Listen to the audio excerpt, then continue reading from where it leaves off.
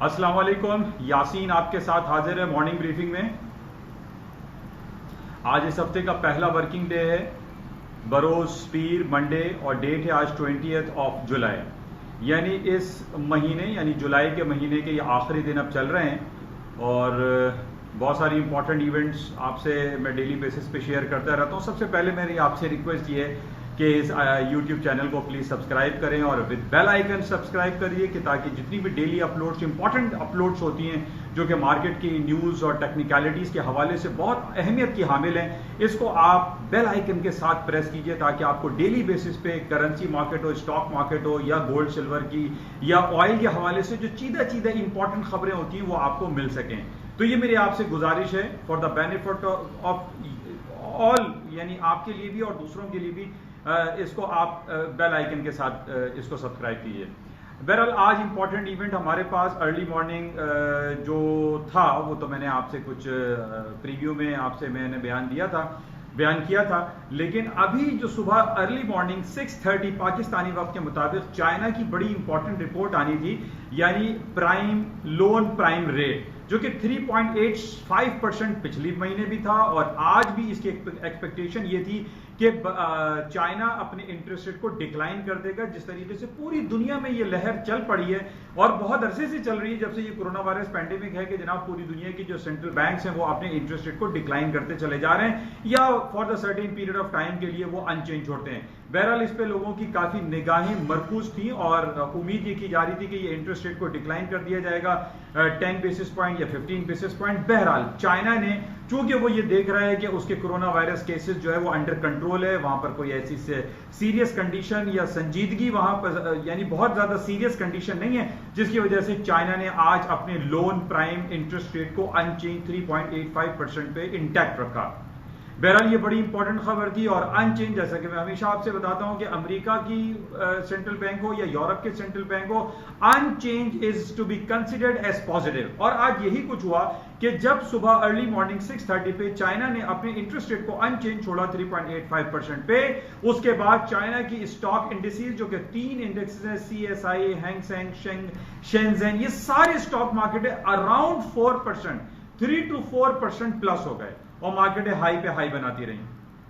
बहरहाल ये बड़ा इंपॉर्टेंट पॉइंट था और आज हमने ये देखा कि चाइना की जितनी भी इंडेक्स थे और उनकी जो इंडिविजुअल स्क्रिप्ट थी वो हायर साइड पे रहे, पॉजिटिव साइड पे रहे। उसकी वजह हम ये भी कह सकते हैं कि हफ्ता और इतवार कोई ऐसी सीरियस कंडीशन हमारे सामने नजर नहीं आई कि हम ये कहें कि चाइना और अमेरिका के दरमियान कोई जंगी कैफियत हो रही है या तिजारती खलफशार में कुछ बतदरीज इजाफा हो रहा है। ऐसी कोई बात नहीं थी, जिसकी वजह से हमने ये देखा कि सिर्फ 3.85% अनचेंज छोड़ने पर आज एशिया की और सबसे ज्यादा चाइना की मार्केटें प्लस पे रही और तकरीबन 3 से 4% प्लस में रही, जो कि एक बहुत बड़ा फिगर है डेली बेसिस पे। बहरहाल इसके साथ ही इसके कॉन्ट्रेरी हम ये देख रहे हैं कि अमेरिका के जो फ्यूचर इंडिसेस हैं, यानी S&P, डाउ जोन्स, नेस्डैक और इवन बर्तानिया के और यूरोप साइड की जो इंडेक्स है वो थोड़ा सा डाउन साइड पे माइनस है, रेड टेरिटरी में चल रहे हैं।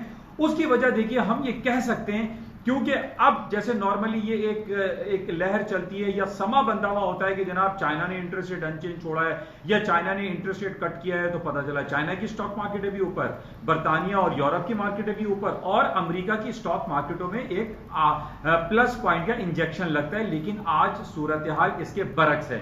उसकी वजह हम ये कह सकते हैं कि अमेरिका और चाइना के दरमियान जो एक तिजारती खलफशार बहरहाल खत्म तो नहीं हुआ, मौजूद है। और प्लस चाइना ने जो सिक्योरिटी लॉ हांगकांग के ऊपर जबरदस्ती लॉन्च किया है, उसके खिलाफ अमेरिका बहुत ज्यादा आवाज उठा रहा है और अमेरिका ये चाह रहा है कि हांगकांग को जो है बिल्कुल वैसे ही आजादी हासिल रहनी चाहिए जिस तरीके से बैक इन 1997 यानी जब वो बरतानिया के तसल्लुत में था। तो बहरहाल ये काफी नेगेटिव खबरें आ रही हैं। चाइना का जो हांगकांग के ऊपर जो जोर जबरदस्ती से लॉ इंप्लीमेंटेशन है, उसके खिलाफ अमेरिका और बर्तानिया और यूरोपियन यूनियन आवाजें उठा रहे हैं। इवन के बर्तानिया ने तो यहां तक ये बयान दे दिया है कि वो हांगकांग के जितने भी लोग हैं उनको ये चाहता है कि वो इमिग्रेशन अप्लाई करें और वो बर्तानिया के डिफरेंट शहरों में आकर आबाद हो जाएं। ये बहुत बड़ी खबर है और इसका मतलब सिर्फ यही हम लगा सकते हैं कि बर्तानिया हो, अमेरिका हो या यूरोपियन यूनियन हो, वो हांगकांग के साथ शाना बशाना खड़े हुए हैं और वो हांगकांग में वही स्टेटस चाहते हैं जो कि बैक इन 1997 से पहले 100 साल के पट्टे पर बर्तानिया के तसल्लुत में रहा। लेकिन अब चाइना जो वो कहता है कि उसका वो अटूट अंग है और उसका एक स्पेशल टेरिटरी उसको हासिल है, स्पेशल स्टेटस हासिल है, और उसने अपने तमाम लॉज इंप्लीमेंट कर दिए हैं हांगकांग के ऊपर, जो वो एक सोशलिज्म या कम्युनिज्म के तहत इंप्लीमेंटेशन होता है। तो बहरहाल इस हवाले से अमेरिका और चाइना के दरमियान इख्तिलाफात पाए जाते हैं। इस बेसिस पे हम ये देख रहे हैं कि कुछ लॉबीज ऐसी जरूर हैं जो कि चाइना के आज इंटरेस्ट रेट अनचेंज करने पे एशियन मार्केट तो प्लस हो गई 3 से 4%, लेकिन बरतानिया और अमेरिका के जो फ्यूचर इंडिसेस ट्रेड होते हैं वो तमाम डाउन पर है, नीचे हैं, रेड टेरिटरी में चल रहे हैं। उसकी वजह से ये कही जा सकती है कि अमेरिका या डिफरेंट लॉबीज जो अमेरिका और बरतानिया की स्टॉक मार्केटों में इंजेक्शन देते हैं या पोटेंशियल तौर पर वो एक्टिव रहते हैं, उन्होंने इस बात की इस तरीके से नाराजगी इजहार करने की कोशिश की है कि नहीं जनाब, चाइना ने इंटरेस्ट रेट अनचेंज छोड़ा है या उसने कट भी किया हो तो हमें उससे कोई लेना देना नहीं है। इसका मतलब यह है, ये इंडिकेशन आ रही है कि बरतानिया, यूरोपियन यूनियन और अमेरिका एक पेज पर है और चाइना की जो लॉबीज हैं वो डिफरेंट पेज पर हैं। इसी वजह से हम ये देख रहे हैं कि चाइना और पूरी एशियन मार्केट आज प्लस में है, जबकि यूरोप और अमेरिका की मार्केटें हम रेड टेरिटरी में डाउन साइड पे देख रहे हैं, क्योंकि ये लॉबीज जो हैं वो डिफरेंट रोल प्ले कर रही हैं। तो इन बेसिस पे हम ये कह सकते हैं।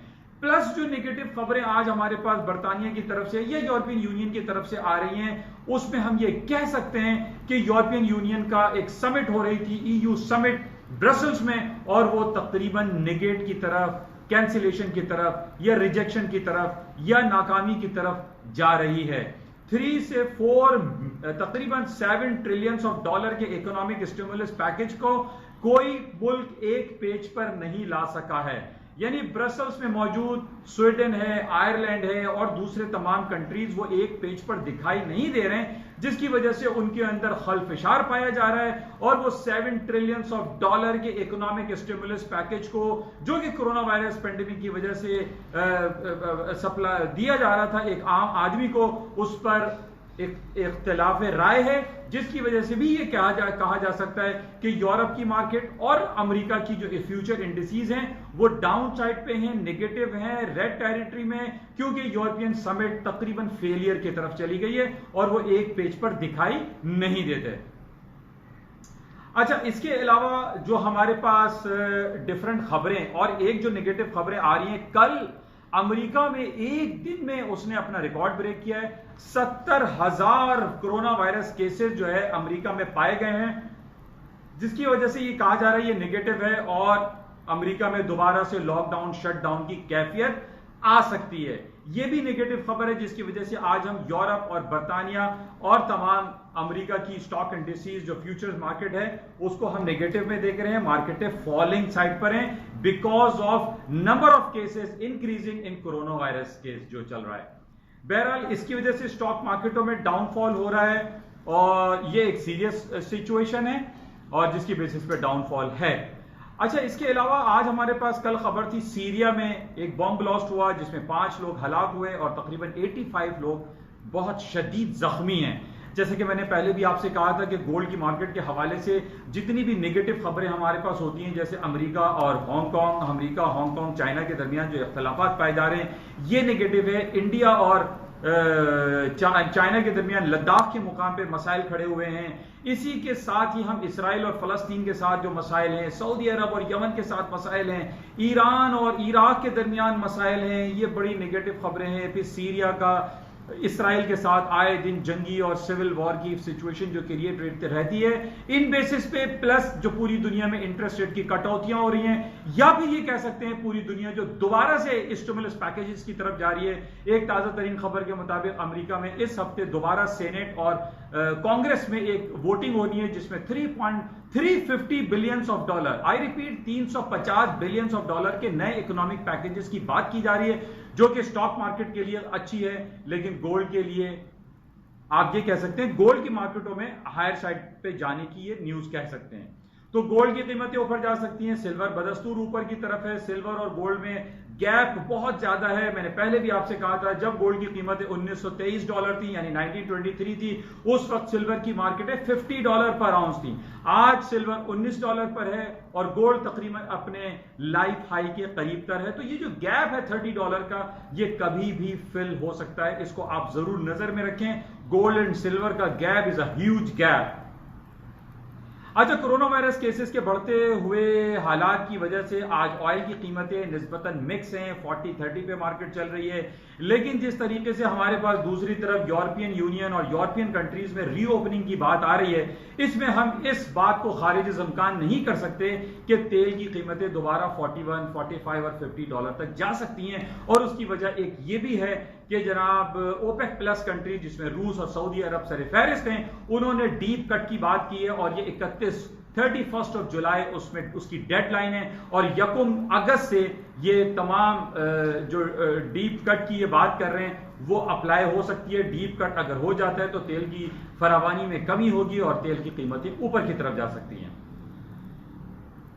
बहरहाल ये इंपॉर्टेंट न्यूज रही। इसके अलावा हमारे पास आज जिस तरीके से ये अर्निंग सीजन चल रहा है, दुनिया की बड़ी कंपनी है IBM इंटरनेशनल बिजनेस मशीन, आज इसकी अर्निंग रिपोर्ट आएगी। लेकिन इसके अलावा जो कल और परसों और इस हफ्ते हमारे पास जो इंपॉर्टेंट इवेंट्स हैं, इंपॉर्टेंट अर्निंग रिपोर्ट्स हैं, ये आप जरूर जहन में रखें और अपने पोर्टफोलियो को उसके अकॉर्डिंगली मैनेज किया करें। जिस तरीके से इस हफ्ते हमारे पास सबसे बड़ी, दुनिया की सबसे बड़ी कंपनी माइक्रोसॉफ्ट, जिसका $1.65 ट्रिलियन मार्केट कैपिटलाइजेशन है, one of the biggest richest company in the world, Microsoft की अर्निंग रिपोर्ट है। फिर the one of the quickest and richest company जो बन चुकी है आजकल, टेस्ला, उसकी अर्निंग है।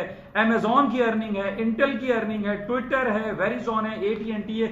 ये तमाम कंपनीज को आप जहन में रखते हुए अपने पोर्टफोलियो को मैनेज करें। कहीं ऐसा ना हो कि आपके फैसले, आपके बाइंग और सेलिंग में कुछ कॉन्ट्रडिक्शन हो जाए और आपको लॉस बियर करना पड़े। तो बहरहाल ये इंपॉर्टेंट न्यूज थी। बाकी यूरो और स्टर्लिंग की कीमतें निस्बतन ऊपर की तरफ जा रही हैं, लेकिन मैंने पहले भी आपको इंडिकेशन की थी कि यूरो और स्टर्लिंग की कीमतें ज्यादा ऊपर की तरफ नहीं है। सर्टेन 100 पॉइंट या 50 पॉइंट के स्टॉप्स प्लेस करके आप सेलिंग चांस लें, बाइंग चांस नहीं लें। जबकि गोल्ड की कीमतें ऊपर की तरफ ज्यादा उसमें दिखाई देती हैं, हायर साइड पे जाने का पोटेंशियल एग्जिस्ट करता है। गोल्ड को सर्टेन स्टॉप्स लगाकर आप बाय चांस लीजिए, सेलिंग चांस नहीं लीजिए। लेकिन स्टॉप, जैसे मैं हमेशा आपसे कहता हूं कि विदाउट स्टॉप आप कभी भी कोई एंट्री नहीं लीजिए। ये इस वक्त तक की ताजा तरीन खबरें थी। इंशाल्लाह आपसे राब्ते में रहेंगे और सिलसिला आपसे जुड़ा रहेगा। आप अगर चाहें तो अपना व्हाट्सएप नंबर दे सकते हैं ताकि आप व्हाट्सएप प्लेटफॉर्म पे मेरे साथ इंटैक्ट रह सकें। इजाजत दीजिए, खुदा हाफिज। और जाते हुए आपसे रिक्वेस्ट है कि इस यूट्यूब चैनल को प्लीज सब्सक्राइब जरूर कीजिए। खुदा हाफिज।